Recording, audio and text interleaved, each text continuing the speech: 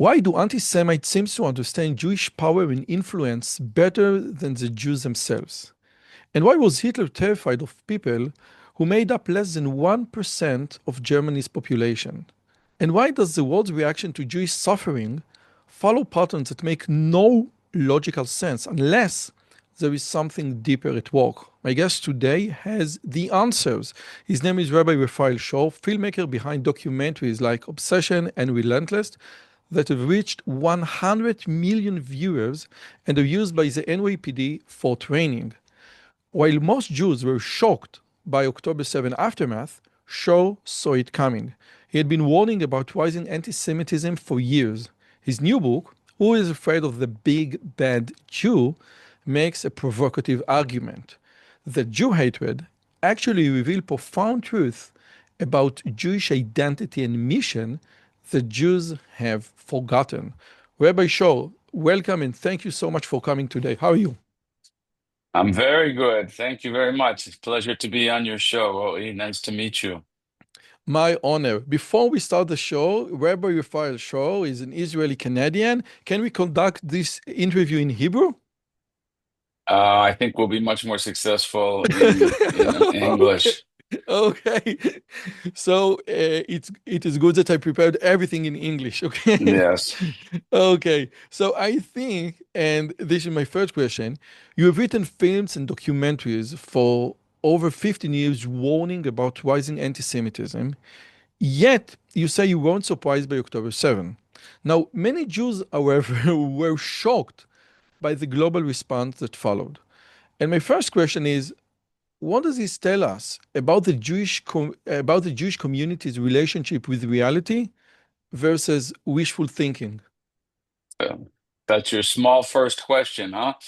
Uh, Let's to get yes, just to warm things up. yeah, just to warm Okay. things up. Okay. Um, oh, that is such a deep, deep question that is going to encompass our entire discussion for the hour.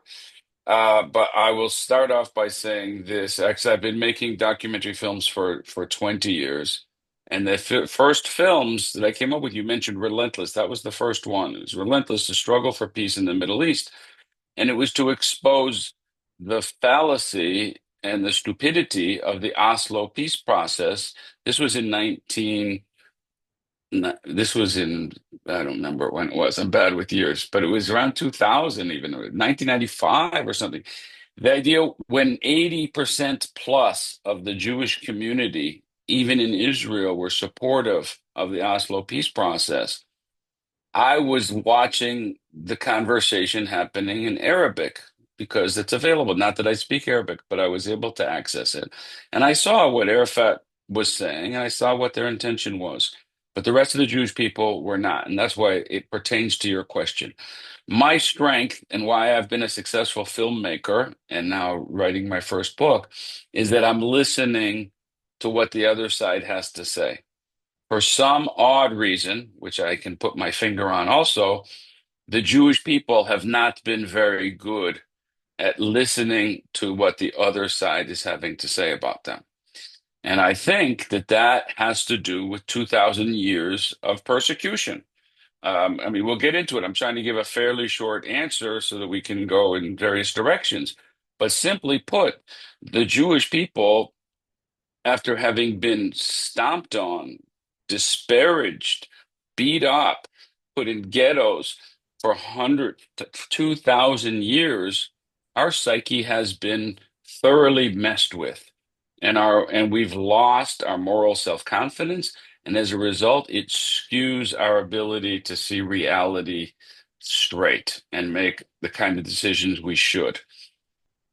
And again, what you said, and I think it is very important to say it over, the idea that Jews have the tendency not to listen to the other side or to their enemies. And I think the Hamas charter is a great example, is a very good example. This is not the answer. We want to know why Jews have the tendency not to listen, and what you say was a persecution over 2,000 years of exile. So, the I have a bef good. be, Yes? I have a good anecdote that relates to Yes. that as well, because it's not the Hamas charter. Even worse, it was the PLO charter and the PA charter that we established peace with. So they were Right. supposedly the moderates and Hamas the extremists, but the PLO had the same charter to destroy Israel. And my first film, I had a lot of arguments with very far left-wing Jewish people from abroad, and they would say, "How can you say in the film that the PLO charter was not changed?" Because it wasn't legally changed. And in the end, I brought 10 different proofs that it wasn't changed legally. Finally, the thing that shut me up was he went to the Israeli Foreign Ministry website where it said there that the PLO had changed their charter, and they hadn't. But it brought it from the Israeli Foreign Ministry website.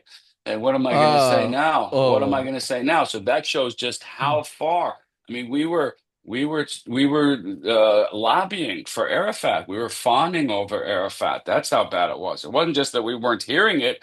We were whitewashing and supporting and And fighting. I fighting think, for him. yes. Now my second question, and again, I want to dive in into your book, and this is like a broad overall question. I think that your book's central thesis is that anti-Semitism reveals something profound about Jewish identity and mission rather than just being random hatred. I have read the book Why the Jews by Dennis Prager several times, and I think he makes a very nice point. It is not, it is something about the Jews, specifically about the Jews. And you write in your book, one thing we can learn from anti-Semite is that Jewish people matter. After all, insignificant people and states are not despised, they are ignored. And in this context of, wokeism and progressivism, and how do you even say that we are better than anyone else? How should this reframe how Jews think about themselves and the role in the world? Yeah, well, again, this has to do with our ability to explore what we are. And I think the first question is, who are we and what does the anti-Semite think we are? First, let's explore that. If it ends up that we realize from these discussions that, wow, they're saying something special about being Jewish, let me deal with that secondarily. Let's not say, oh my gosh, they think we're special. How am I going to deal with that? No, let's first understand what's going on. And what I show in my book, which relates to the mistakes that we've made in the last 25, 30 years with the peace process and misunderstanding the radical Islamists' aim to destroy the Jewish people, is that we've misunderstood Adolf Hitler as well. So I have an entire chapter in my book where I explore the ideology of Adolf Hitler. And this is like you said in Prager's book. Prager just gave it the term the de-Judaization of anti-Semitism, which is a brilliant idea and also requires going into depth. The meaning of it is that we've somehow said, yes, they've hated us for 2,000 years, but only because they needed somebody to blame. They needed a scapegoat, or things were difficult at those times, or it was random. It just happened to be we were at the wrong place at the wrong time. No, that's not what anti-Semitism is about. And how do we know it? At least from the Holocaust, the worst crime against any people in the history of humanity, Adolf Hitler, the perpetrator, had a completely clear ideology of why he wanted to wipe us out. And that ideology has been completely ignored by academia and by the mainstream to the extent that I'm revealing it in my book, and it's a surprise to people. No, But it's completely clear in his writings, and I'll be happy to share what the ideology is. But that's the starting point. Is like, wow, we completely missed the reason the Holocaust happened. It's so fundamental. now you say in your book, and it's a somehow controversial argument, but if you think about it thoroughly, it makes it makes sense that Hitler was a rational anti-Semite with a coherent real worldview. He wasn't simply a madman. And again, the fight was ideology between National Hmm. Socialism and the Jews. And you also say, and this is basically from the book, that Hitler ideology was based on social Darwinism from Herbert Spencer, the belief that the survival of the fittest should govern human societies through struggle and conflict. And Hitler saw the Jews as the primary enemy because they had introduced the opposing value. And you can take Nietzsche like the morality of the slaves, etc. The idea of humanism, compassion, equality, morality. And according to Hitler, Jewish idea has infected European civilization throughout Judaism, Christianity, and Marxism. Could you please elaborate on Yeah. why this struggle is so profoundly important? Yes, 100%. Well, you did a good job summarizing it. The only thing I want to correct you on is that this was Hitler, not me. Hitler saying that he was a rational anti-Semite. He said it. And, and and he said that the entire war was an ideological war between the Jews and the Germans. Now, we have heard some of these statements, Hitler saying the greatest poisoner on the planet is the Jewish people. And we've been trained, we've all been brainwashed to think, this shows us what a madman he was. He's so crazy, he's paranoid, he thinks the Jews are such a threat. We also know the weird phenomena that in 1944, Hitler kept trains going to carry out the genocide against the Jews rather than using those trains and the logistics to help win the war. These things are interpreted as examples of irrationality, when in fact, if we re understand it based on Hitler's ideology, it was completely rational. Hitler's main goal, according to him, was to redefine human morality and human ideology. And he said there was a conflict, one major conflict of human history, and that was between the humanistic ideas and the idea of power and might makes right. And in that conflict, he believed might makes right, social Darwinistic ideas were not only the right ideas, but necessary for human development and human evolution. If you take away those ideas, if you take away the struggle, the selection that happens as a result, the weak are pushed aside, the strong survive. That leads to the evolution of humanity. And if you take it away, those principles away, and everybody's living equally and in peace, so now the system for development of humanity is destroyed. Hitler looks around in the 20th century and he says, we are in trouble. We civilization, we Germany are in big trouble. You know why? Because the humanistic values have taken control. They're dominating the idea of love and peace and human rights and equality and dignity of man. These ideas had taken hold. So Hitler says, wow, we're in big trouble. Humanity's in big trouble. I need to reset the morality of the world. Now, in order to do that, I need to destroy those people who are bringing that morality into the world. Number one, the Jewish people. And because we brought them into the world, but even more than that, he considered that it was Jewish spiritual DNA that even if we weren't educated with these values, we were going to bring humanistic values into the world. So that's why Hitler was determined to wipe us out, because it was an ideological war of the values that we brought into the world. I I would like to mention two things with your permission. One is the concept of the Jewish DNA.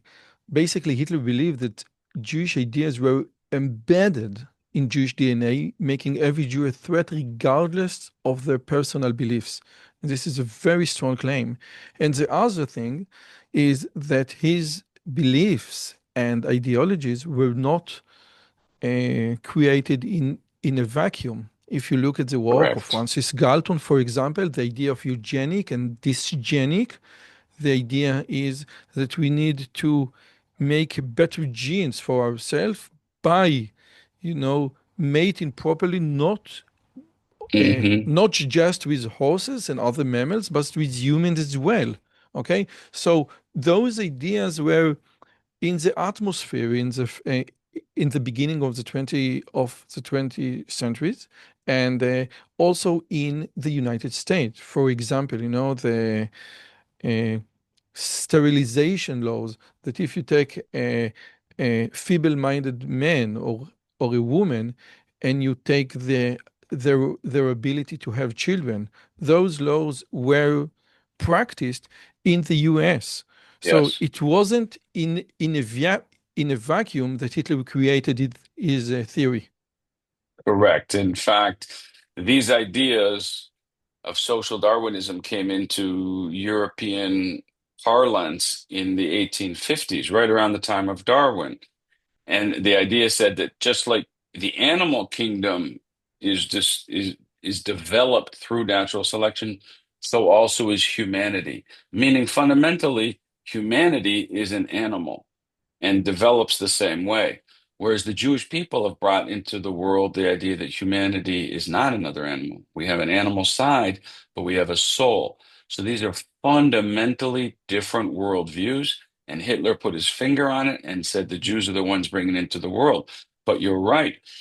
That, therefore, anti-Semitism based on these ideas, and Nietzsche was part of this process in the late Mm. 1800s. These were widely accepted ideas in Germany. There was the League of Anti-Semites. Hitler just made it into a political platform and succeeded in taking it to the end, as I said, by being a rational anti-Semite. That's why he defined himself as rational, because he's taking it to the logical conclusion. And the only logical conclusion was to wipe out every single Jew because they represent this ideology in their soul. He was going to wipe out Christianity too. I talk Mm. about that as well, but he didn't have to wipe Mm. out every Christian because it's not in their soul, in There his is a view. book called IQ, A Good History of a Bad Idea. And in the book, basically, it says that what the Nazis did into the sterilization laws conducted and convinced in the US was basically taking them to the logical extreme, exactly in Yeah, those words. yeah, So I think you're yeah. absolutely right. Now, He saw. there I'll is, just yes. share with you two sides of this also. The SS was a part of the natural selection process. The SS, they were the highest level um, troops of the Nazi movement. They were self-selected. Who they had to marry was self-selected. They were breeding the highest level of Germans on the one hand, and then they had a euthanasia campaign where they killed the German Nazis killed 70,000 Germans in a program like you just defined to get rid of the weak. So they were design controlling this evolutionary process, and they knew they had to get rid of the Jews completely if they were going to establish the thousand-year Reich on these old pagan principles that the Jewish people had disrupted. And I want to remind everyone that those ideas still live with us today. When you bring your girlfriend and your Jewish mother say, she's not for you, she's basically practicing eugenics approaches. You need better genes, okay? So That's I a good want us to point. keep it I want us to keep it in mind. Now, one of the most striking claims is that Hitler and Judaism are mirror images of each other. Both recognize the same fundamental human struggle, but choosing opposite sides. And you're right, the Nazi believes that spirituality dehumanizes men, while Judaism holds, while Judaism holds that men humanize the universe. And please, now you touched upon it briefly, but can you please elaborate on the philosophical battle and why it continues Mhm. today? Well, this goes back to the Chumash.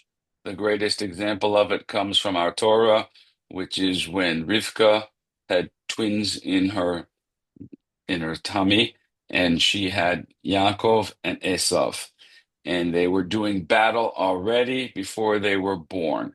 And when Esav passed a house of idol worship, he was running to get out.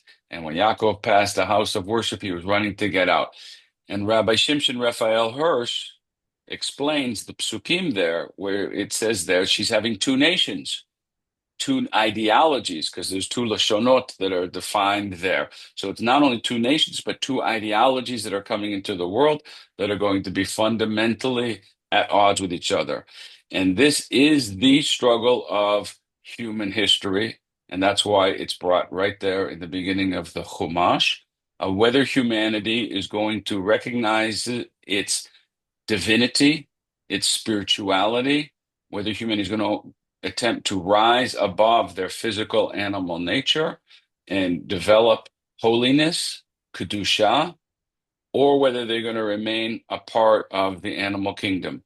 So this is not only the struggle of all of human history, but this is the struggle of every human life. Every one of us is struggling with our body and our soul in our life. Are we going to rise above our animal instincts and become more human, more compassionate, more loving, even though it's difficult to conquer the bodily impulses?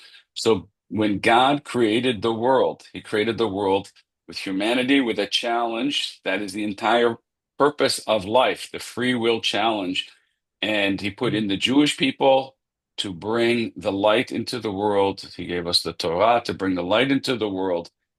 And the resistance to that light, the resistance to that push towards becoming more human is called anti-Semitism. Okay. Now, I want to take it to again to the two nations, the two ideologies, and to the message that Judaism holds today. Now, before I do, I'm going to warn you in advance, okay? There is a scholar, an Israeli scholar named Avi Ravitsky, very famous scholar in the world of Judaism. And he always says, you know, when Judaism writes a book, I will love to read it. Okay, and the idea, who speaks for Judaism?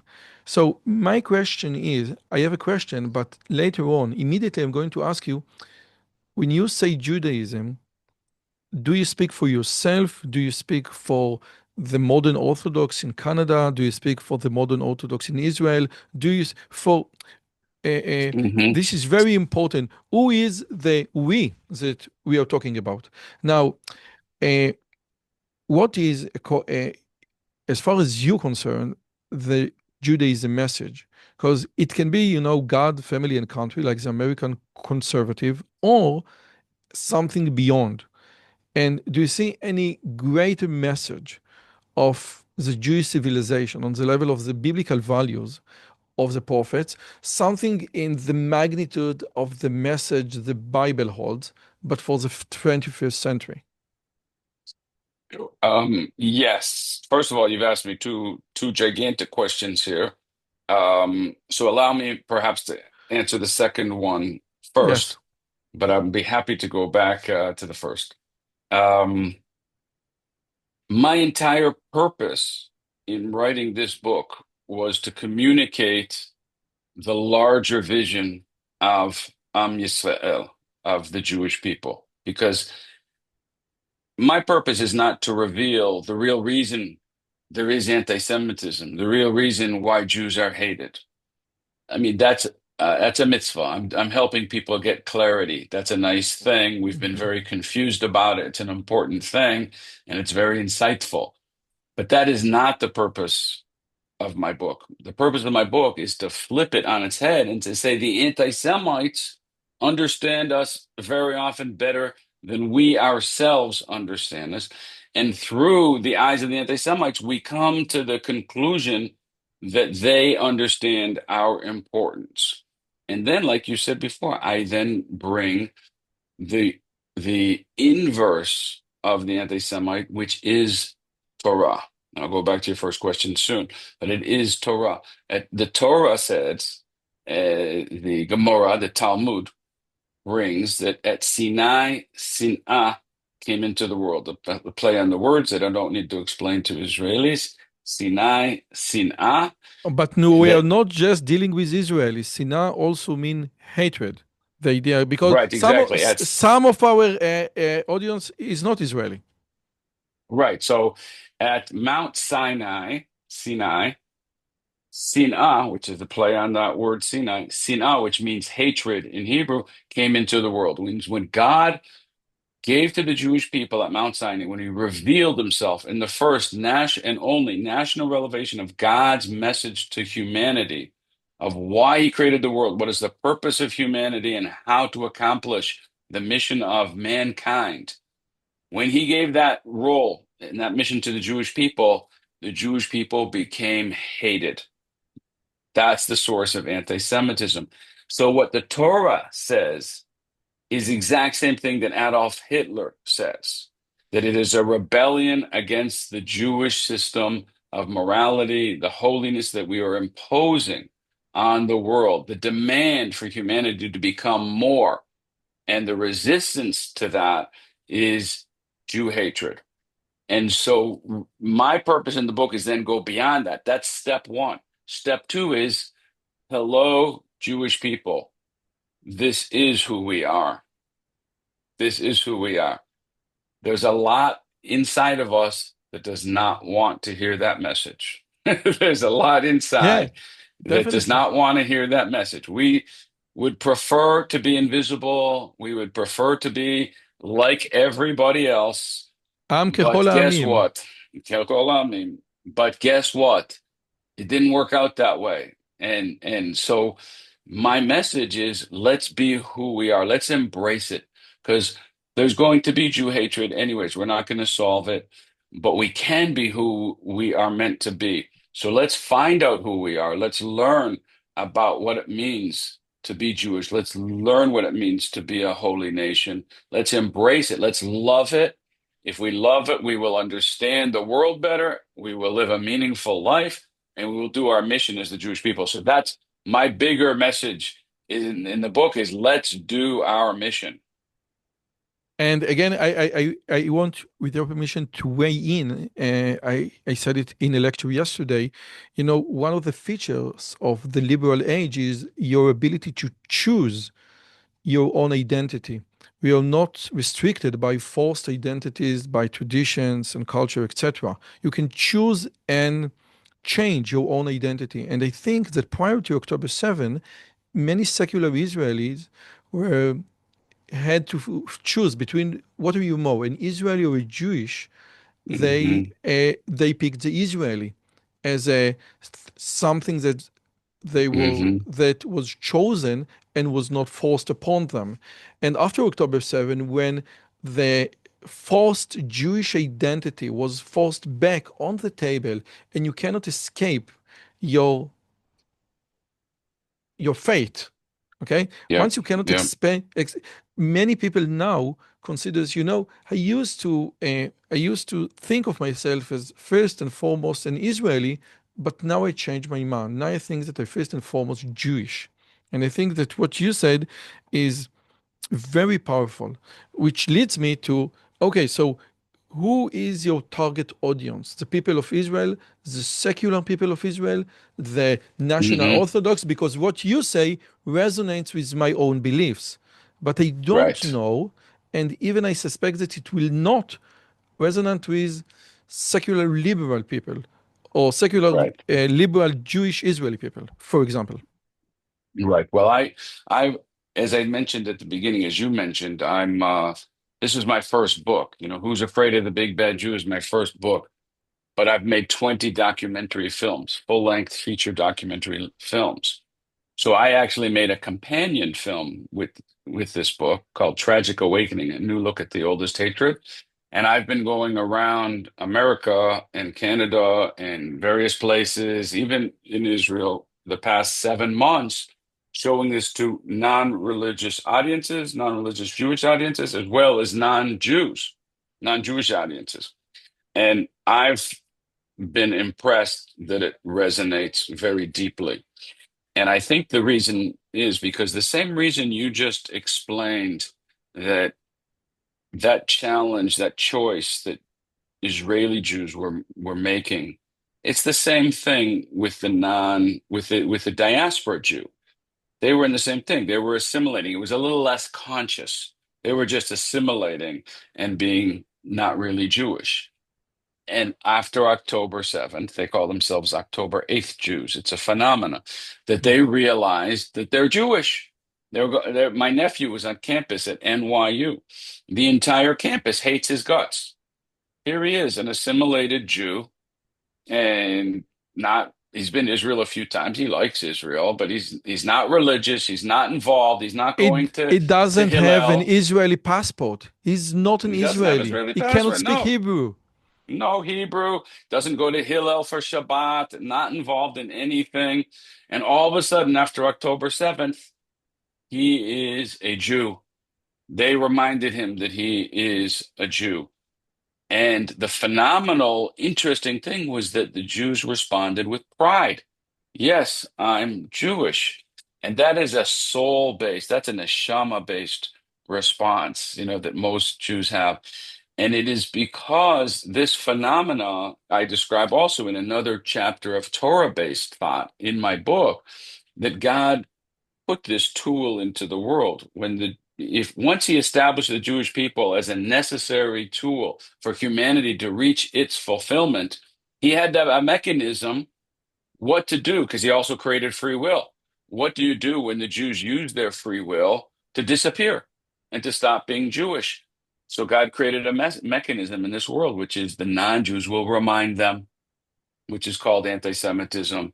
And so that's what happened after October 7th. So we need to embrace the reminder. And so therefore, to answer your question, I believe that every Jew needs to see this film, and I mean religious and non-religious, because I think everybody to some degree has lost uh, the core message of what the Jewish people are supposed to be doing in our role. It's not just for the religious. It's not we're doing mitzvot. We're doing our commandments and being religious. We need to be a special people with a national mission, with a spiritual mission in the land of Israel, and humanity needs us to do that. And so I might missed it, but again, what is the message of Judaism today? The idea is that we need in the land of Israel to construct what we call Mamlechet Kohanim and Goy Kadosh, to construct a modern country that will, connect heaven and earth. And what does heaven and earth connection encapsulate? What does it mean? Nechama Leibovich, the great uh, Parshanit, I don't know how you called it, the idea of, Commentator. yeah, the great commentator on the Torah said, if you want to be kedoshim to you, if you want to be holy, you don't give your paycheck 2 months after the show, okay, and you don't use bureaucracy to manipulate you. You make the institution, the national institutions, the state institutions in the spirit of being kedoshim. Do you Correct. mean this or do you mean something else? No, I mean that. I mean that. Rev Cook talks about this a lot as well. And I think it begins with love. I think it begins with tolerance. I think that Am Yisrael, we need to be brothers. I'm not advocating that somehow everyone needs to become religious overnight and become an observant person. I think we're a very special, beautiful people as we are, and there is so much spirituality and drive for goodness. I think Hitler recognized it, and I think it is there. And I think that we need to unify around this common vision of being a unique people. And we have it deep in there. I think even Ben Gurion would talk about being, a special people, a high level of morality. And yes, to invest, ultimately, it means investing all of our institutions and all of our government with Torah values and therefore enlighten ourselves and live in a beautiful society with love and peace and respect. And that will be a model society for humanity. And it will be a blessing. We will be a blessing for all of humanity.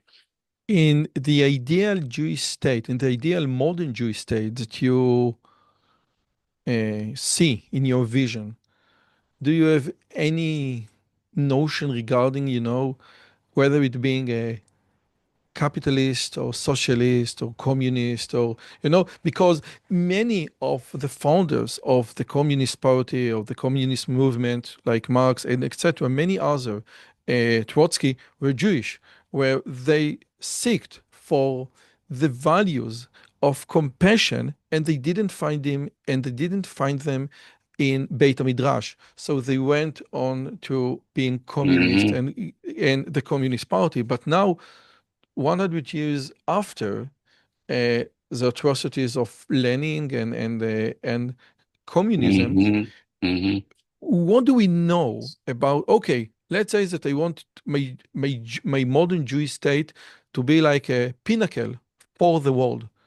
Do we even have the tools to understand how to operate a modern state in the context, for example, of economy? Well, I'm quite sure that we don't have it all figured out right now, and I think we need to work together, put our great minds together, and with the Torah to try to figure out the right way.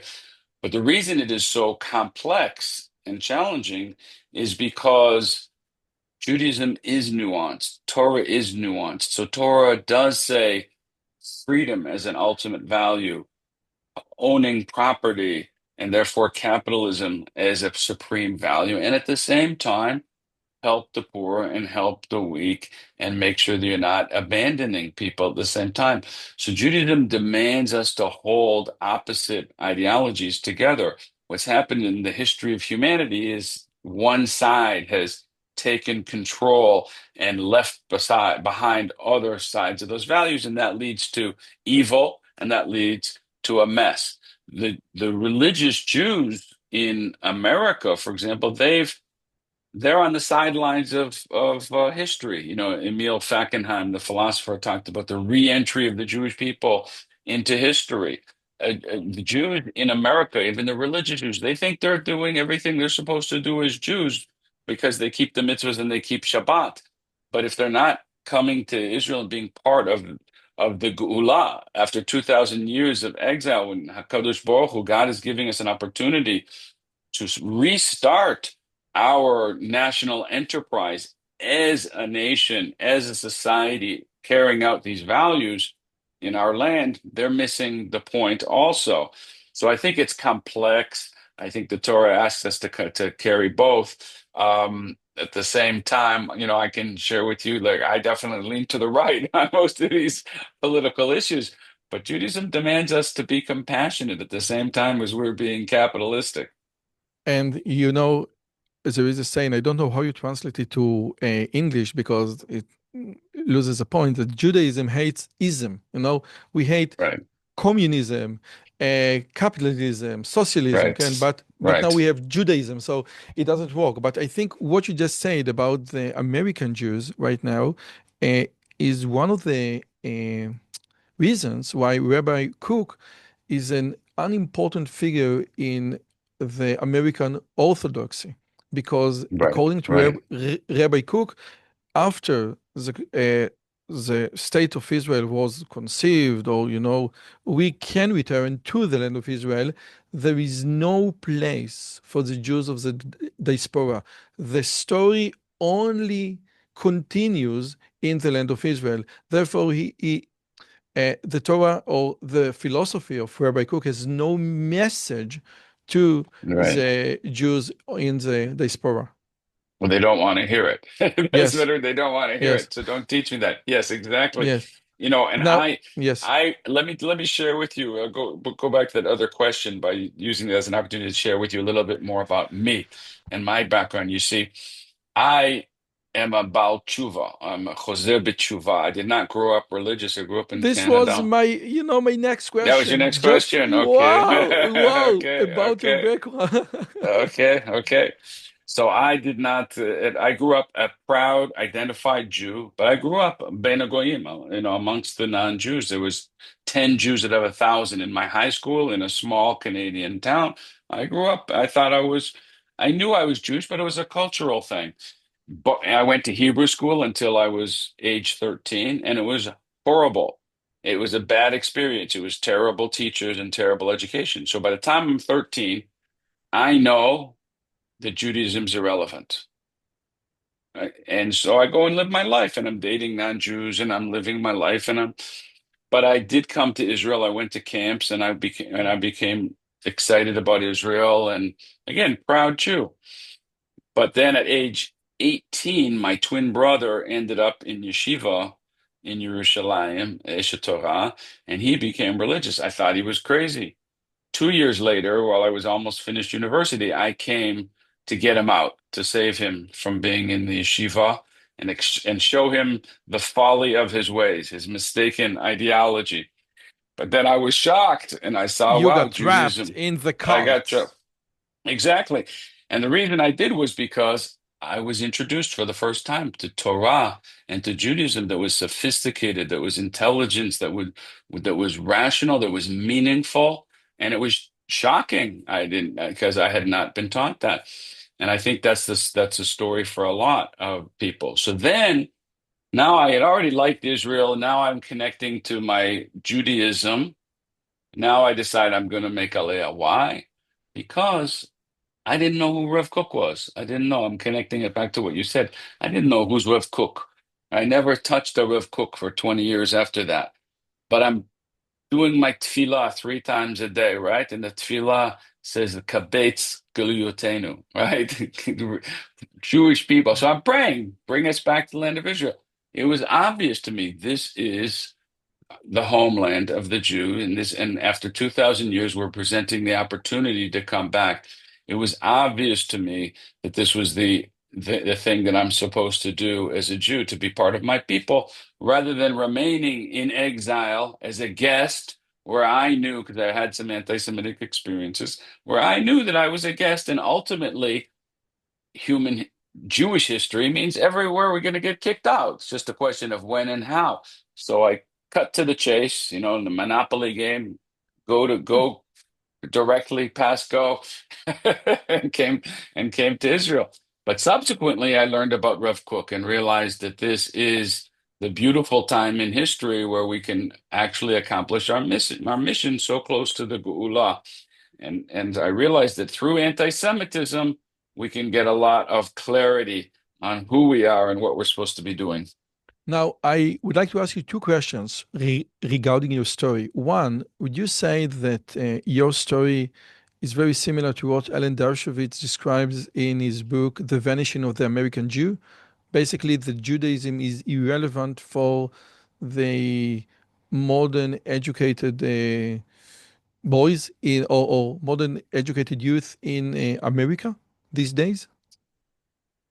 I'm not exactly familiar with what he says in that book, but I would say that it's irrelevant only because the teachers have Yeah, made yeah, it yeah, yeah, yeah. irrelevant. Yeah, The in other teacher words, the made it teachers, irrelevant. You know, the yeah, last time that you encounter a rabbi is in your bar mitzvah, and you are not, they don't let you to meet with sophisticated writing like Rabbi Jonathan Sachs and Rabbi Eshel, right, etc., etc. You know, I right, just want to mention that Martin Luther King called Rabbi Heschel his rabbi, and right, right. President Obama has had the books of Rabbi Heschel in the Oval Room. And now my second question regarding your background, and your father was a Canadian member of parliament. Your brother is a prominent in American television, and you grew up assimilated and upper class in Canada. And I think upper class is important in the context of my questions.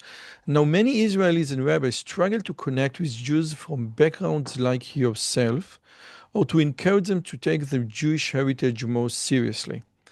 Often, those Jews support progressive causes, even those that sometimes seems too hostile to Jewish interests. BLM, for example. Okay. Now, given your Hmm. outreach work at Open Door Media, what do you think Israel need to understand in order to connect with and inspire Jews like yourself or like what you used to be to become more engaged with Judaism, with their own heritage? Right. So it's a very good question. First of all, there's a distinction, people made. I would call myself upper middle class. We were not wealthy. We were not wealthy. At I'm the same sorry, I'm time, sorry. but we were above average. My father was an accountant, and then he became a leader in the community and became a member of parliament. Um, my brother's done well as the creator of the TV show House and The Good Doctor. He's now the category of wealthy. Um, I consider myself today very wealthy because yesh li kol, because I have everything I need thanks to Kadosh Baruch Hu. But the thing that people, I think Israelis need to understand, and what I'm trying to do with Open Door Media, which is the largest, I founded this company, which is the largest educational media company in the Jewish world, where we create content about Israel and Judaism and share it on YouTube through our channel Unpacked. And we have podcasts. We have the most popular podcast called Unpacking Israeli History. And what people need to know is that most Jews, and I think this applies to Israelis as well, their disconnection is almost entirely a result of a bad education or a lack of education.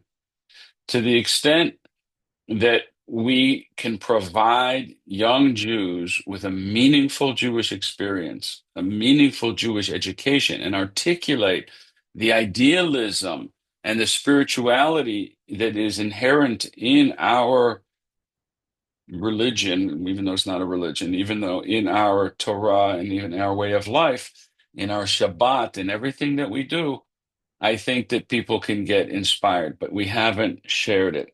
And as a result, to the extent that Jews do not have it, then they become subjected to the pressures of an alien society, of a society that doesn't like Jews so much. And then subconsciously, you're assimilating, and ultimately, for the idealists amongst those, they'll become anti-Israel in order to prove that they are not Jews.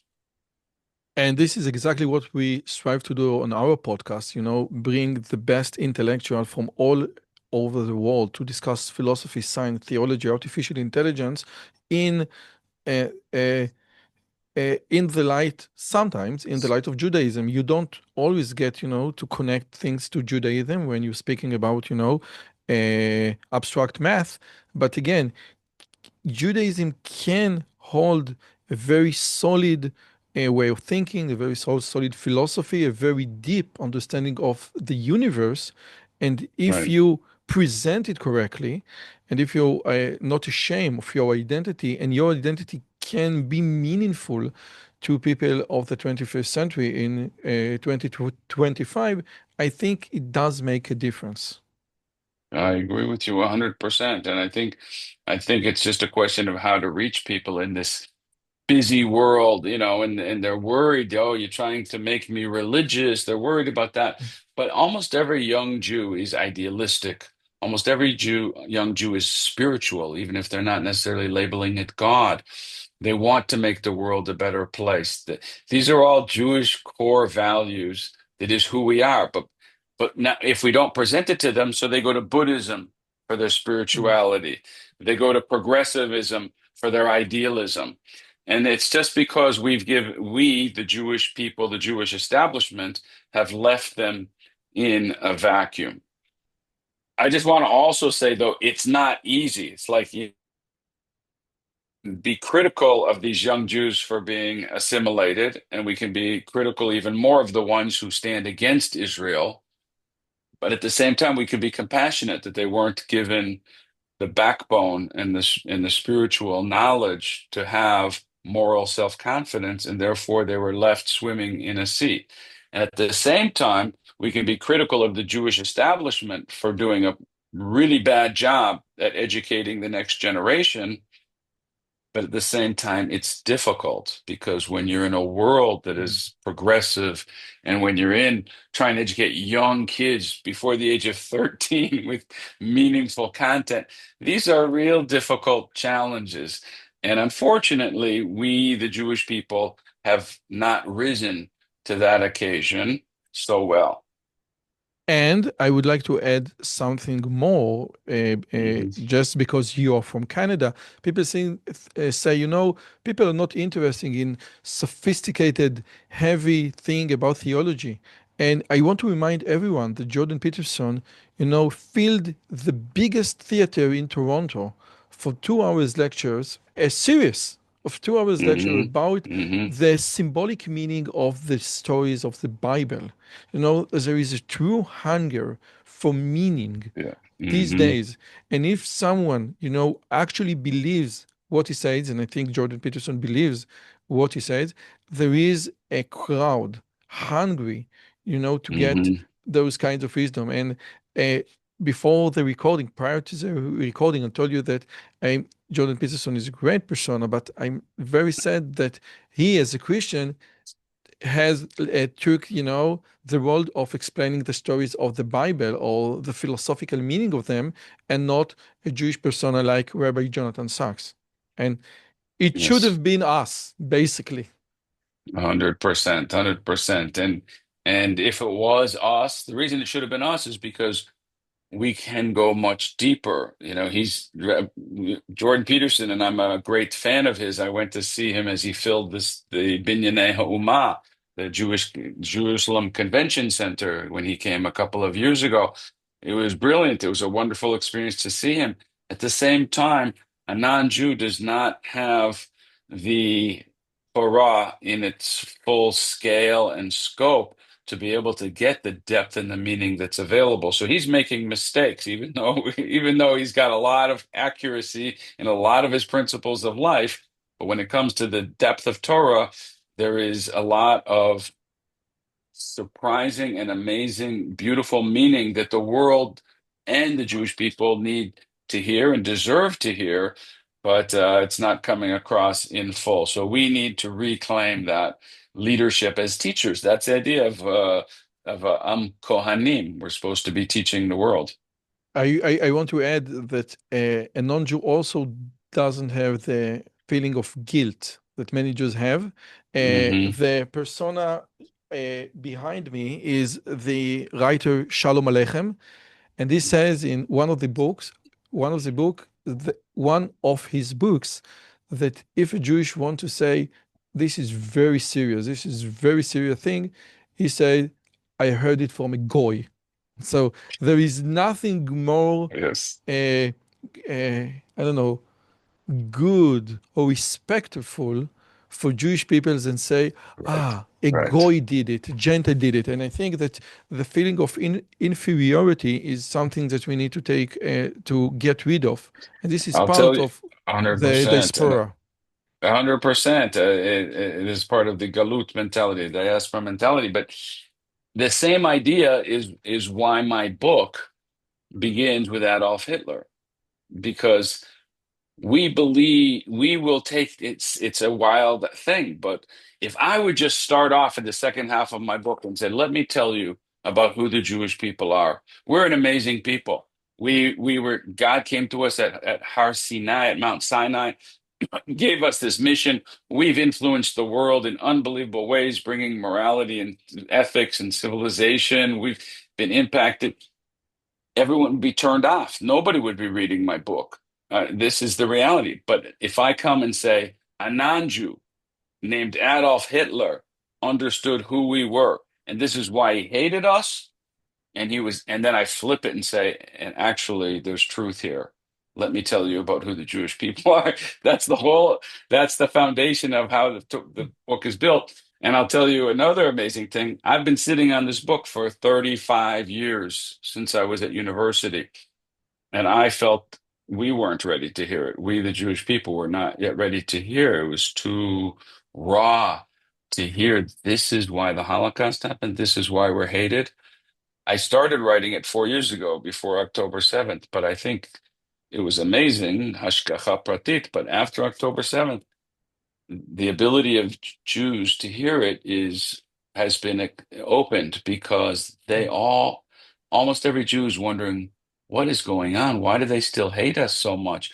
Why is it so genocidal? Why is there such double standards? There's something really weird going on, and the typical explanations just don't satisfy. So when we come in with a deep and spiritual explanation, they get it. And I'm just laughing. I was saying, when Christians hear this message, They go, of course, Rabbi. It's obvious. You're the chosen people. Of course, everyone hates you.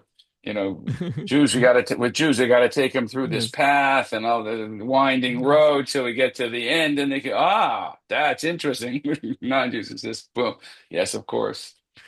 And now we talked about anti-Semitism, but we didn't talk about what can we do differently. Now, in a recent JNS conference, Malcolm Homeline, arguably the most senior representative of the Jewish civil society in America, said that over $100 million are invested in efforts against anti-Semitism. Now, that's a tremendous amount of money. Now, we can say that there is something wrong in this industry of anti-Semitism, that they're not going to solve the problems that they want to solve. So, in your opinion, what are they doing wrong? Because they have a lot of money and they don't manage Yeah. to.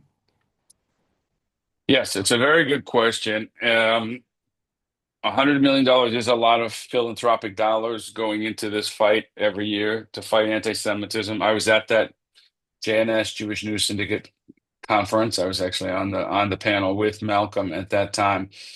Um, a lot of people compare anti-Semitism to a disease, a virus. Sometimes they say it's a shape-shifting virus, to which they finish the sentence and move on and say as if it's an unknowable virus. My point is we Jewish people, we need to be doctors. And if we believe that anti-Semitism is a virus, well, what do you do if you're a doctor and someone has a virus? You try to figure out what's the cause of the virus, that you can solve the problem.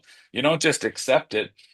And so the Jewish people have not put their finger on the source, on the cause, the real cause of anti-Semitism. And as a result, it's very difficult to be an effective doctor and solve the problem. So the $100 million is it. Everybody's just flailing away, saying maybe if I do a Super Bowl commercial, that's where $2 million went. That's where $2 million of the 100 million, right? If I do a Super Bowl commercial and talk about anti-Semitism, that was 2 years ago, maybe that will reduce anti-Semitism. And then he was told, oh, that was too Jewish. So this last year he spent the $2 million on another Super Bowl ad which didn't mention Jews so much, because it was too much. Maybe that'll stop anti-Semitism. So we are flailing away.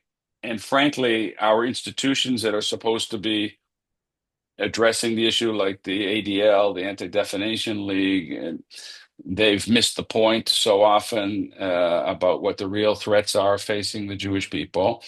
And as a result, it's a very ineffective use of philanthropic funds, even though it comes from a good place. There's a sense of urgency.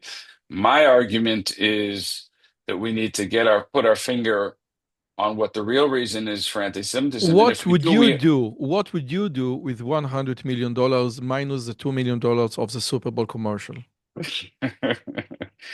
what I would do with that money is to educate the Jewish people about who we are, because I believe that it is a spiritual phenomena. If anti-Semitism, if Jew hatred is a spiritual phenomena, then we don't solve it by creating another Holocaust museum. By the way, that's a lot more than $100 million when you Mm. start putting the Holocaust museums and everything else into it. And it's not solved by creating a little bit of awareness advertisements that goes out there and say, be tolerant to people. It's not going to solve it. But if the Jewish people will be who we are, if the Jewish people, maybe it won't stop anti-Semitism, but if I can look in the face of anti-Semitism and say, hey, yeah, that's a double standard. The reason they're all calling Israelis genocidal right now and saying we're doing the worst crimes against humanity in Gaza, if I can look at that and say, you know what that is? That's a double standard. That's anti-Semitism, which thank God most Israelis see that, but American Jews not so much. If I can help every young Jew understand that that's a double standard, that's anti-Semitism, and then go further and say, and the reason that this is the only place on earth that those standards are applied is because there's something about you as a Jew that is causing that reaction. And there's actually something very positive about it. And let's turn the thing on its head. That's what I would do. We need to educate our people and inspire them about what is very wonderful about being Jewish. And I think my last question is regarding our topic up until now. Would you say that your message and education that you try to embrace can resonate with agnostic or atheistic Jews? Also, I can also accept your message even if I don't believe in God. Well, it's a very good question you're asking, and the way I look at that is I don't know. That's my simple answer to it. But I believe that again, also most agnostic and atheist Jews also don't have much of an education either. If they did, they probably wouldn't be agnostic or atheistic. Um, and this is the way I look at it is through my book, I'm putting it on the table. I'm saying, look, nobody's ever shared with you, this is who we are. This is the mission and the purpose of the Jewish people. And that's a real shame because you've been fed a lot of misconceptions, a lot of, I don't know if it's lies, but certainly misunderstandings. And you might not like this message, you might not accept this message, but here, somebody has given it to you. Try it on, see how you relate to it, respond to it, hate it, like it, love it, embrace it, but at least hear it out and at least someone's told you. You have an opportunity to know what is the core mission, and according to Torah sources, according to Jewish sources, this is who we are. And that's what the service that I wanted to provide in writing the book. Whether it impacts people is also a spiritual matter. And again, maybe the idea that for uh, that your message might not be coherent without the presence of God is not a bad thing. Yes, you need Hmm. the Hmm. presence of God, even as a concept, even as an abstract, in order to understand the history of the Jewish people. And I Hmm. think Hmm. this basically summarizes everything. You know, the Yeah. Jews, I think Rabbi Manis Friedman says, the Jews have a very strange connection with God. They go to they go to shul on Yom Kippur, but they don't believe. Why do you go to shul on Yom Kippur? The God that I don't believe in told me to go to shul. So, in order to be a good Jewish, you don't have to believe in God. Now, Rabbi Raphael Shore, first, thank you so much for your time and your wisdom and so much knowledge that you shared with us today. Usually, I ask, at the end of the conversation, could you just name one book that you recommend? But you have 15 movies. So if you can Yeah. share with us one movies for people who are unfamiliar yet with your work, would it Hmm. be Obsession or what is like the, if I need to choose just one film? Okay, give me two. Give me two. Okay, take two. So yeah, the film that I made that made the biggest impact was called Obsession: Radicalism's War Against the West. It came out in 2006, and it was the first film that really showed America the ideology behind radical Islam. Even though they'd already had 9/11, they still didn't appreciate that there was an ideological battle standing behind it all. They thought it was just a bunch of nut jobs. As a result, it was actually 150 million people saw that film, and it was shown prime time, was featured on CNN and Fox. And they could probably see it. I think it might be on Amazon, but certainly if you go to clarionproject.com, you can see it. It might be on YouTube as well. And then but I'm really into half of my films are positive. Half of them deal with anti-Semitism. I made several films about campus anti-Semitism, and Give people me a all said that I'm positive. Give me also a positive. positive. So I made this beautiful film called Beneath the Helmet, which we followed five tzanchanim, five Israeli paratroopers as they became soldiers. that film was beautiful, and it showed the humanity behind the Israeli soldier. This came out about 10 years ago. It was on Netflix for several years. I believe you can still see it on Amazon Prime. And it is a very real and raw picture of the diversity of the Jewish Israeli people and what we stand for and what it's Mm. like going into war. So I'm trying to tell the Jewish story in different ways with our media. And of course, I'm very proud now that I've created this book. That's the book I recommend. Yeah, Always Afraid of the Big Bad Jew, now also in Amazon. And you can see all the links in the description below. Rabbi Raphael Shore, thank you so much for your time. It was a marvelous conversation. It was a pleasure to be here. I enjoyed it very much as well. Thank you. Keep doing Okay, what you're bye. doing. Thank you so much again.